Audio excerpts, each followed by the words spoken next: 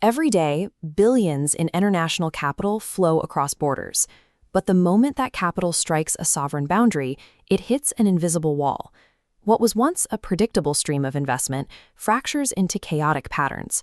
To an outside observer, the foreign market operates as a black box. Multinational enterprises frequently make a miscalculation at this boundary.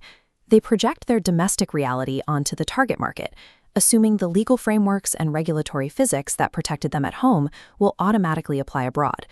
That assumption ignores the costs of political reality. A business entering a foreign market without analyzing its power structure can face sudden compliance violations, supply chain delays, or the expropriation of its assets by the host government. To price sovereign risk, map the host country on a coordinate plane using two independent variables. The vertical axis, political system, measures whether power is restrained by law or arbitrary control. The horizontal axis, government structure, maps how power is organized across national and regional institutions. A country can be democratic but highly centralized, or authoritarian but administratively decentralized. Conflating the two, assuming, for instance, that a democratic nation is automatically efficient at processing permits, leads to the misallocation of resources and unexpected operational delays during market entry. Examining the vertical axis, we see two distinct environments: democratic systems at the top and authoritarian regimes at the base. In a democracy, political leaders are chosen through elections, and power is constrained by institutions. For an investor, this environment provides institutional transparency, legal protections, and courts capable of enforcing contracts. Yet democracies generate specific operational frictions. Businesses must navigate shifting priorities after election cycles, mandatory public consultations, and the frequent reality of legislative gridlock stalling economic policy. Authoritarian systems offer a different utility. Because power is concentrated within a single leader or party, a government can fast-track large infrastructure projects, establish industrial zones, and implement investment incentives without the delays of legislative debate or public consultation. However, this speed is offset by instability. Companies face arbitrary regulatory changes and a heavy reliance on maintaining favor with political elites. If leadership changes, assets can be seized without an independent legal process for appeal. Monarchies introduce another distinction. A constitutional monarchy functions much like a predictable parliamentary democracy. In an absolute monarchy, authority is centralized in the royal figure, requiring foreign firms to align their strategies directly with royal investment plans and elite networks. In a theocracy, religious authority dictates public policy. Entering these markets requires compliance across the entire supply chain. Everything from product financing to advertising and packaging must align with religious standards to avoid legal sanctions or consumer backlash. Military governments present the highest risk profile.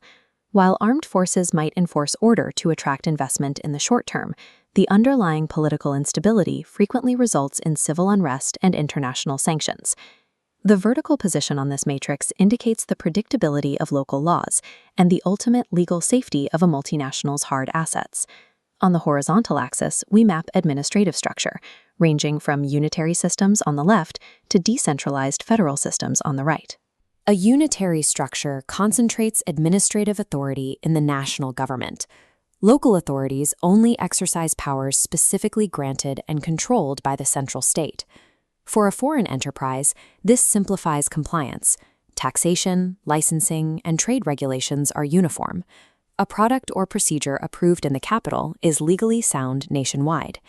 The operational risk lies in the central bureaucracy itself. If national agencies are inefficient, the resulting administrative bottlenecks halt operations across the entire country simultaneously.